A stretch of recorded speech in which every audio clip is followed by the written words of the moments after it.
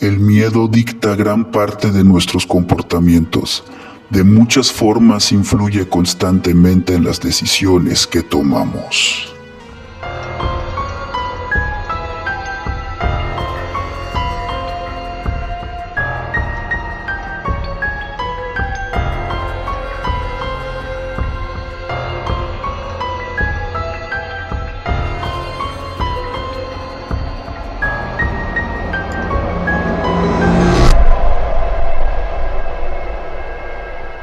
Buenas noches, criaturas de la noche, sean bienvenidos a su canal Qué Horror Leer, canal dedicado a reseñas de novelas, cuentos de terror, misterio, fantasía, ciencia ficción y uno que otro género que de repente se cruza en nuestro camino.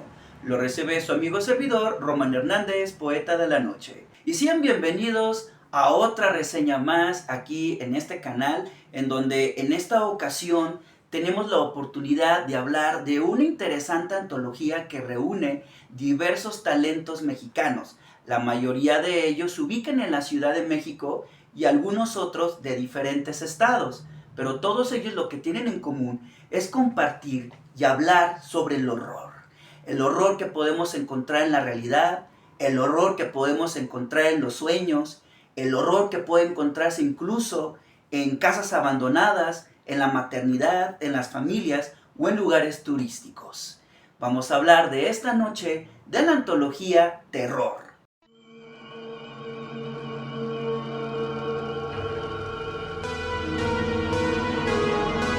La editorial Lebrí se ha encargado de publicar diferentes volúmenes de una antología titulada simplemente Terror, término que nos puede venir a la mente un montón de imágenes que tiene que ver con el miedo. Y es que efectivamente el terror es un sentimiento de miedo pero llevado al extremo, de manera exacerbada y que nos puede invadir de manera abrupta por situaciones que nos pueden descolocar de nuestro lugar. Y para eso, algunos talentos se han reunido aquí para hablarnos a través de sus cuentos de terror cómo vivimos este sentimiento de miedo tan extremo que nos puede dejar sin cabeza.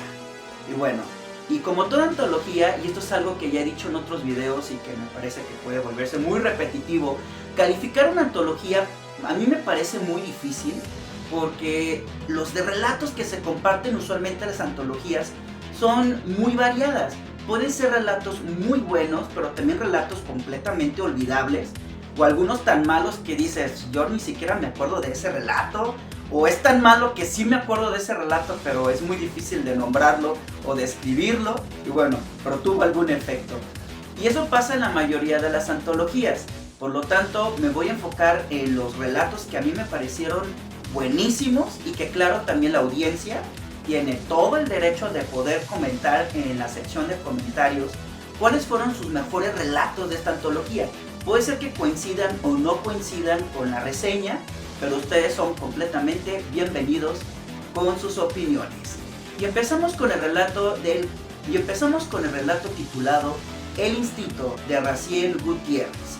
Un relato que nos invita a explorar sobre la maternidad. En cuanto una persona decide tener un hijo, pues vienen todas las expectativas, los anhelos, qué esperanzas tiene sobre este niño, pero cuando nace ese niño y no es como lo que la mayoría espera, puede volverse algo pesadillesco. El instinto nos habla precisamente del horror en la maternidad, cuando se decide asumir, cuidar y proteger a un engendro. Y cuando hablo engendro no hablo de un bebé que llora, hace berrinche por las noches, no te deja dormir, se hace popó, pipí de manera incontrolable, sino que cuando hablo de engendro hablo precisamente de una criatura que puede volver loco a todos los seres humanos, excepto para la madre, que la maternidad en este relato nos hace ver que una madre acepta a su hijo sin importar lo grotesco que puede llegar a ser para los demás. Incluso nos hace pensar hasta en el título, ¿no? El instinto. Porque cuando hablamos de maternidad, usualmente pensamos que es un instinto, algo ya programado de manera biológica, pero a mí, al menos en lo personal, me hace cuestionar que no necesariamente es tan instintivo, sino que puede ser incluso hasta un deseo. Como el personaje de este relato, que a pesar de que reconoce que su hijo no es tan angelical como los demás esperarían, aún así asume la labor y protegerlo, cuidarlo, alimentarlo, a pesar de que pueda representar el fin de la humanidad. Gilberto Ortiz nos comparte el relato Hotel 5 Estrellas. Todos nosotros estamos esperando un momento para poder salir de viaje y desconectarnos de la escuela, del trabajo, de la familia, del estrés de la ciudad y poder visitar lugares que no conocemos y podamos disfrutar. En este relato de Hotel 5 Estrellas arruinará tus vacaciones, ya que en este relato una familia viajará hacia una paradisíaca isla para poder conocer aquellos rincones del mundo que son pocos explorados o que tal vez en la publicidad nos venden como lo mejor paraíso del mundo, pero aquí el terror, ¿qué relación tiene con el terror?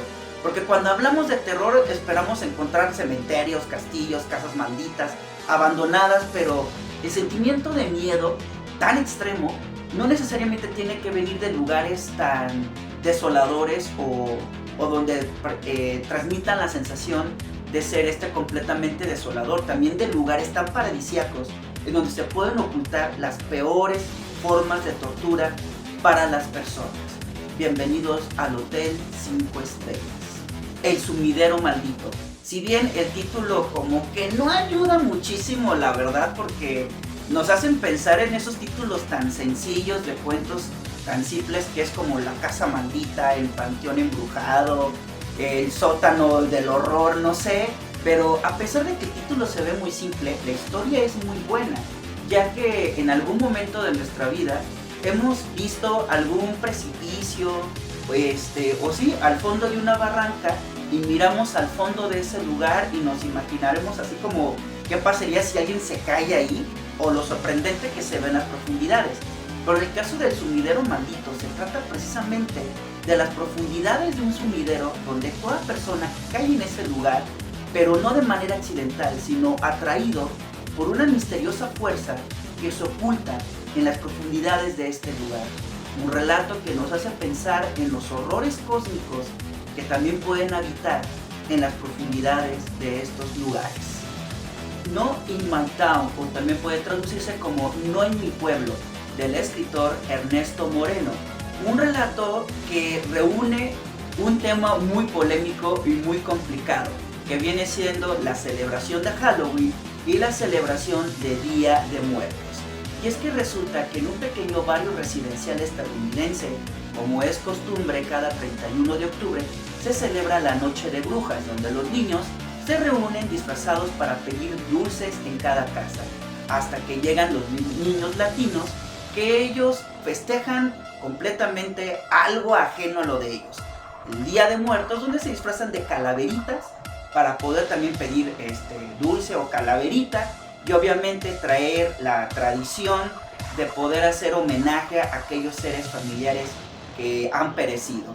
Y bueno, Halloween contra Día de Muertos será la temática de este interesante relato, pero lo aterrador será ver cómo terminará ese enfrentamiento entre niños que quieren conservar la celebridad de Halloween contra aquella otra celebridad que sienten que están invadiendo en su ciudad, que viene siendo el Día de Muertos. Daniel Alejandro Ramírez nos trae el relato fantástico de La Balsa. ¿Hasta dónde estás dispuesto con tal de sobrevivir para poder escapar de una isla remota que has quedado atrapado? Dos desconocidos despiertan en una isla con escasas posibilidades para sobrevivir. Pero en este relato veremos hasta dónde la humanidad se extingue con tal de poder salir adelante y obviamente sacar lo peor de nosotros. Un relato que también tiene toques muy gore que ustedes no van a poder olvidar, y me pareció muy creativo el giro que le da el autor al final de este relato, que obviamente no se los voy a spoilear para que ustedes lo lean. El Pozo, del autor Francisco de Jesús Espinosa, nos habla de un relato que nos habla de los viejos pueblos, esos pueblos mágicos de México que se encuentran en los rincones del país y que bueno, uno puede salir a visitar y poder conocer las costumbres, las formas de vida y también la historia, pero también el terror que puedas echar en estos lugares. En este caso, se tratará del terror que habita en el Pozo. Una pequeña es la protagonista de esta historia de una familia muy humilde de campesinos que le dan una vida bastante limitada, lo cual solamente le hacen ver que su vida solo se puede limitar a seguir órdenes, a cuidar a los hermanos, a hacer la comida y sobre todo traer el agua que escasea en esta pequeña casa. Pero la advertencia está en que debe de evitar cierto terreno que es prohibido para ellos, porque en ese lugar hay un pozo, y lo que habita en ese pozo será completamente inolvidable para la protagonista. El hacedor de deseos, de la autora María del Socorro Candelaria. El hacedor de deseos se trata de un extraño hombre que llega con una pequeña que ha anhelado tanto poder salir adelante, pero este personaje será capaz de cumplir sus deseos, pero como lo que hemos aprendido en los relatos de fantasía y de terror, es que el cumplir un deseo viene con un precio muy alto, por lo cual es un precio que no te gustará saber, y obviamente no estamos hablando de dinero. El hacedor de deseos es un típico relato de miedo, en donde nos hace ver que el pasado siempre regresa hacia nosotros a través de la imagen de un ser que es capaz de conceder deseos, pero obviamente con un precio muy elevado. Paul Vizcaíno nos trae un relato titulado El exorcismo en el pueblo. Y no se dejen engañar por este simple título, ya que no solo se trata de la típica historia del enfrentamiento entre el bien y el mal, donde un sacerdote tratará de liberar a un pequeño de una posesión diabólica, ya que el fin del exorcismo será el principio de una auténtica historia demoníaca, de horror y de caos. Así que liberar a un demonio por medio de un ritual de exorcismo no será tan fácil para el protagonista de esta historia, sin saber lo que realmente puede provocar al momento de intentar sacar a este ser. Invito a que conozcan este interesante relato que al menos me encantó muchísimo cómo el autor le da el giro a la historia, apartándonos estas tradicionales historias de posesiones y exorcismo donde toda la historia acaba con la víctima ya liberada por el demonio, y esto acá pues no necesariamente es lo que ocurre, sino que ese final será el principio de un cataclismo demoníaco. Jesús Alberto Torres nos relata un escalofriante relato llamado El Juguete. Y no se vayan con la finta de un típico muñeco que cobra vida y que está poseído, no. Es un relato que nos habla de un tema muy delicado que nos ha golpeado aquí en México y pues también en América Latina, lo que viene siendo el tráfico de drogas, de cómo organizaciones criminales han sacudido varias comunidades, incluso ciudades, con su terrible violencia y métodos para capturar e incluso deshacerse de las víctimas, que han dejado paralizado el país.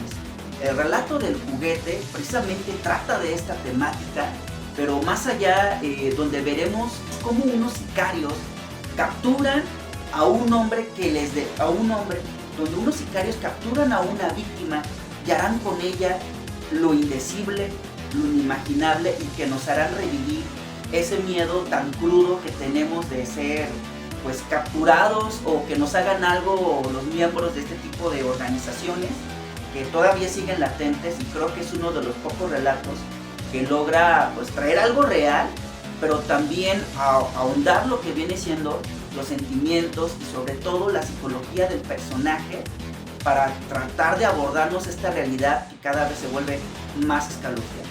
Ana Lilia Godoy cierra con el relato Flotando en el infierno, lo que viene siendo el inicio del desarrollo de un adolescente, los cambios que experimenta, como no solo los cambios físicos, sino de amistades, hasta que conoce a una nueva chica en el salón, por lo cual mostrará interés y querrá ser como ella. Pero la historia no solamente tiene que ver con desarrollo del adolescente, sino el infierno de estar en un lugar y no saber en dónde estar, y que todo eso sea por consecuencia de deseos que se van despertando en la adolescencia, que nos hacen ver que están completamente prohibidos, y el castigo viene en forma de este infierno del que uno les hará difícil escapar, o al menos para la protagonista. Y bueno, pues con estas reseñas de historias muy breves les comparto los relatos que me parecieron fantásticos. Algunos otros relatos que no mencioné es porque algunos la verdad me parecieron muy malos, ya sea por el cierre de la historia. Hay uno que intenta hacer como el huésped de la autora Amparo Dávila, pero como que el relato no termina de cuajar. Había otros que ya eran temas como muy repetidos, o el final era muy malo, o las ideas realmente no lograban enlazarse. Ya había un relato que me pareció bastante malo. Yo entiendo que el personaje era un esquizofrénico, pero nos vamos con la finta de que es una historia de, no sé, que te vas a topar realmente con criaturas fantásticas, o que va a dar un giro que nos va a aterrorizar, pero la historia termina con una estúpida reflexión sobre vive la vida. Entonces se convierte en un relato más bien como tipo de Paulo Coelho, y eso la neta arruina completamente la experiencia. Y bueno, y así otros relatos, ya sea por el contenido, porque las ideas no eran tan originales. Pero una cosa que sí puedo observar de la antología es que tiene faltas de ortografía, y pues son detalles que la verdad como que llaman la atención, porque digo, es una editorial, debería de tener mucho cuidado con eso. Pero aún así la selección de buenos relatos, a mí la verdad que me encantaron y que acabo de mencionar, que hacen la experiencia del lector inolvidable, es única. Así que les recomiendo la antología Terror Volumen 1, y próximamente tendremos el volumen 2. Y no nos vamos sin antes decirles descansen en paz.